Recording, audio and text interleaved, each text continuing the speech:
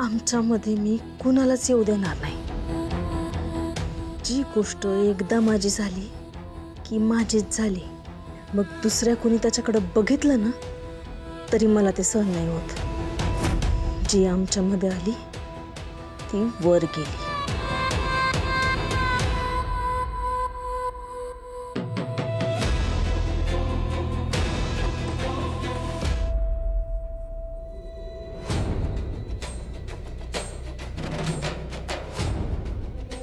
लालेजी, अहो काय जीव घ्यायचा विचार काय माझा? हो, असं का बोलताय? अहो केवढ्या सुंदर दिसताय तुम्ही. असं वाटतंय तुमच्या रूपानं घाळून पटकन इथंच मरून जातोय काय मी.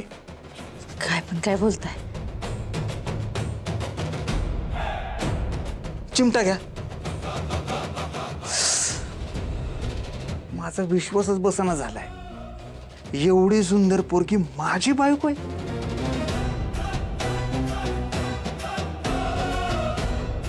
खरंच मी एवढी छान दिसते? छान, खरंच लय सुंदर दिसताय तुम्ही. त्या सुंदर शब्दाला सुद्धा नजर लागल इतके सुंदर दिसताय तुम्ही. माझ्या या सुंदर बायकोला नजर न लागावी म्हणून नजर काढली पाहिजे तिची. तुमची बायको एवढी सुंदर आहे तरी तुमच्या आयुष्यात दुसरी एखादी सुंदर बाई आली तर काय, ती असेल लाख सुंदर, पण माझी बायको करोडोंमध्ये एक आहे. आणि सगळ्यात महत्वाचं ती माझी बायको आहे. तिची सर नाही येणार कोणाला. तुमचं बायकोवरचं प्रेम बघून लय भारी वाटतंय. पण काय हो, मी दुपारी तूप घ्यायला बाजारात आले होते. मग आपल्या दुकानावर पण गेले होते तर तुम्ही नव्हतात तिकडं. कुठे गेला होतात? एवढं खोटं कौतुक करूनही हिचा संशय काही कमी होत नाहीये. अहो बोला की काहीतरी. मी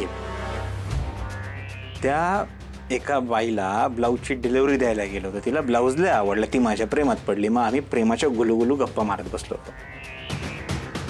अहो काय लालेजी, काय प्रश्न विचारता? मी कुठं जाणार? डिलिव्हरी द्यायलाच गेलो होतो. अहो पण ते मला कसं कळणार? तुम्ही दुकानावर नसलात ना की मला काळजी वाटते. तुम्ही असं का नाही करत? एखादा फोन का नाही वापरत? म्हणजे मला कळत राहील तुम्ही कुठं आहे ते. फोन काय मला नाही आवडत फोन बी. आवडीसाठी नाही, गरजेसाठी वापरा म्हणते. म्हणजे कसं, तुम्ही कुठं गेलाय, काय करताय ते आम्हा सगळ्यांना कळत राहील ना. त्यामुळं आमच्या जीवाला घोर नाही लागून राहणार. थांबा,